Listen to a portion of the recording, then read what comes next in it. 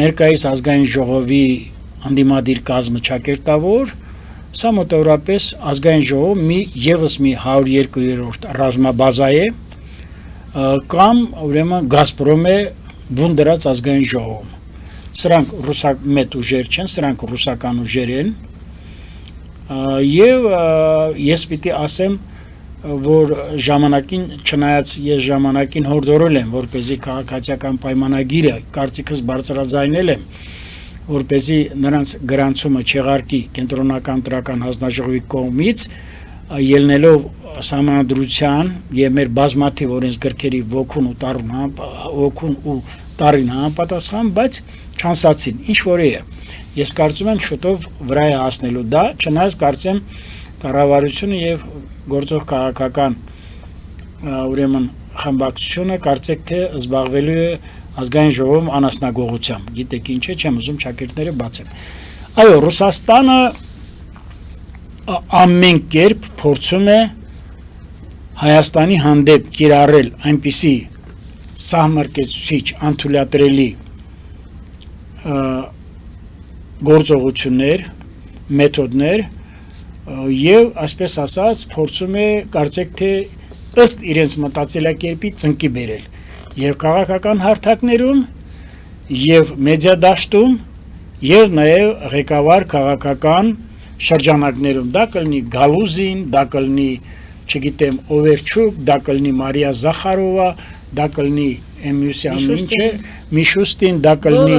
Լավրով եւ այլ։ Այլևս չեմ խոսում այդ մյուսը, որ կա այդ ԱՊՀ գծով այդ հայտնի բանը, падգամավորը, որ Լազարևյան ակումբի անդամ է եւ այլ։ Հիմա տեսեք ինչ է կատարվում։ Ռուսաստանը մեկը միշտ պիտի հասկանա, որ այն մոտեցումները, որ Հայաստանի Հանրապետությունը դրսևորում է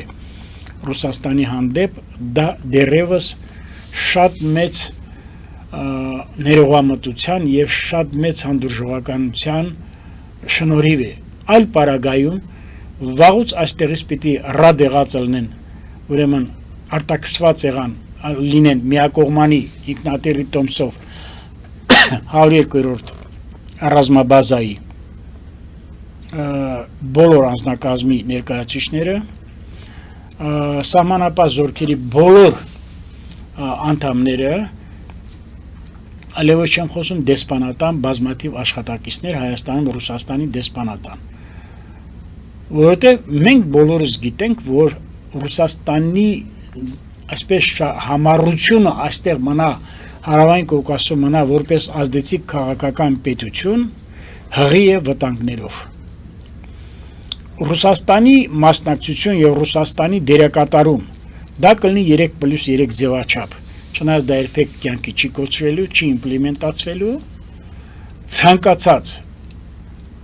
մասնակցություն լի է սպառնալիքներով, որովհետեւ ինքը Ռուսաստանը սպառնալիք բերող պետություն է։ Մեկ-երկու անգամ իմ աչքին է զարնել, նաև իմ ընկերներն են ասել, որ TikTok-ում կա կարճ կադրեր, էպիզոդներ, որ ռուս բազմաթիվ հազարավոր զբոսաշրջիկներ եւ այստեղ արտագնա աշխատանքի եկածները հայտարարում են շատ մեծ հաճույքով, ժպտերես կերպով, որ Հայաստանում մեզ ավելի լավ ենք մենք զգում, Հայաստանում մենք ավելի ռուս ենք մենք զգում, քան Ռուսաստանում։ Պատկերացնում եք սա ինչ է նշանակում։ Ժողովուրդների հարաբերությունը այնպիսի բարձր մակարդակի վրա է, որ ռուսական քաղաքական շրջանակները ռեակցիոն չեն կարող որևէ վատ կերպով նպաստել հայ-ռուսական բազմադարյան հարաբերությունների վատթարացմանը։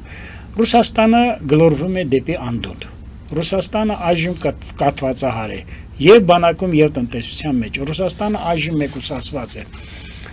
Ուրեմն բեռնարգեղներով սաստել մեր ժողովրդին եւ առաջ բերել գյուղացու վրդովվածությունը կամ ցասումը, սա ամենաստոր, ամենաանթույլատրելի մոտեցումն է։ Պատմության մեջ մի անգամ եմ ասել, կան երկրներ, որոնցից չարության եւ սպառնալիքի բուրմունք է գալիս։ Դա անգլերեն կոչվում է rough state։ Դա հյուսիսային Կորեան է, Ռուսաստանն է ներկայումս ժամանակին կամ թեկուզ հիմա էլ Թուրքիան է, այս կայսերապաշտական մտածելակերպի վերջը մեկըտ միշտ պիտի տրվի։ որովհետև Հայաստանը դա հստակ կերպով հասկացել է հատկապես 2022 թվականի ջերմուկյան էսկալացիայի Ադրբեջանի կողմից ռազմական ներխուժման հետևանքով, որի թիկունքում կանգնած է եղել Ռուսաստանն է հրահարել եւ սադրել այդ ռազմական ներխուժումը Հայաստանի Հանրապետության սուվերեն տարածք, ուստի Հայաստանի Հանրապետության ձեռք առած կառավարության վճռական քայլերի արդյունքում 2024 թվականի մարտից ներքին հանդիպ դեպքերից առ այսօր սահմանային միջադեպերը իսպառ ուրեմն բացառվել են, իսպառ վերացել են։ Եվ կարծում եմ սահմանազատման եւ սահմանագծման գործընթացների արդյունքում հետեւողական, որը կարծեք թե մեծ աշխատանք է պահանջում, որովհետեւ շուրջ 1000 կիլոմետր տարածք ունենք, որը պետք է սահմանանշվի եւ սահմանազատվի,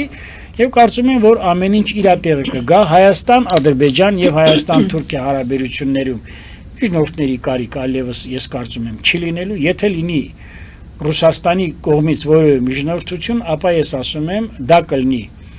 կործանարար Հայաստանի համար, այնպես ինչպես եղել է Արցախի դեպքում։ Գալով նոյեմբերի 9-ի պայմանագրին, եւս մեկ անգամ շեշտում եմ, եթե նոյեմբերի 9-ի հայտարարության 9-րդ կետով պետք է ռուսական դաշնության ԱԴՑ-ի անվտանգության դաշնային ծառայության սահմանապահ զորքերը վերահսկել Սյունիքի Միջանցքը կամ Սյունիքի ճանապարհը, ինչպես ադրբեջանցիք փորձում են Միջանցք ասել, դա լինելու է հերթական նվերը Ադրբեջանին։ Ուստի թրիպը ես դա համարում եմ ոչ միայն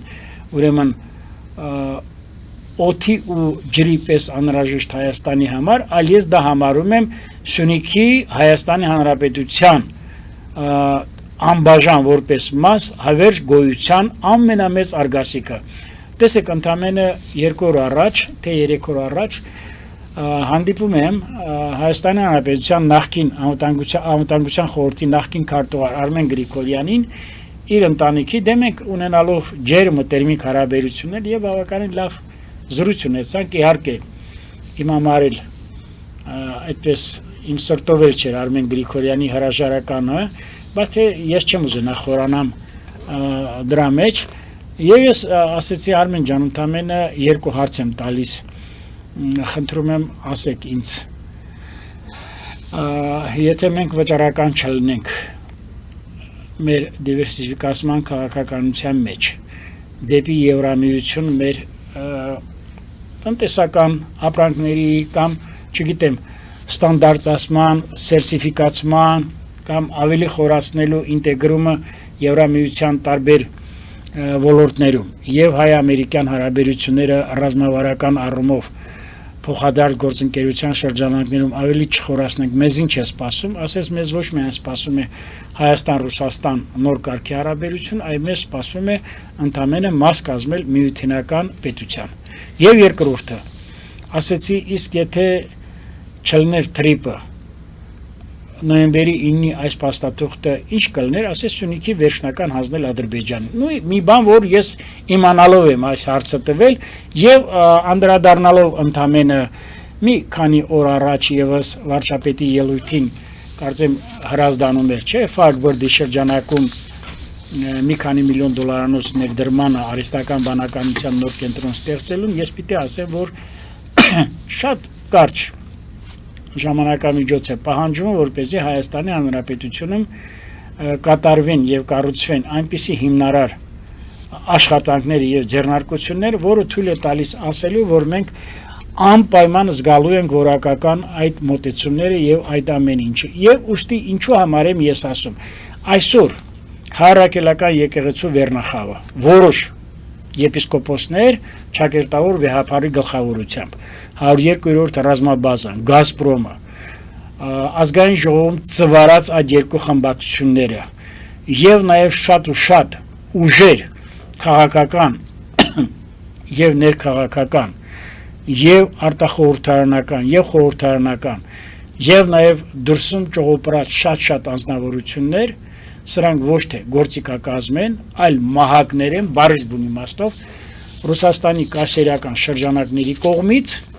Հայաստանի Հանրապետության պետականությանը մեծ վնաս հասցնելու եւ հետեւողական կործանելու ուղղությամբ,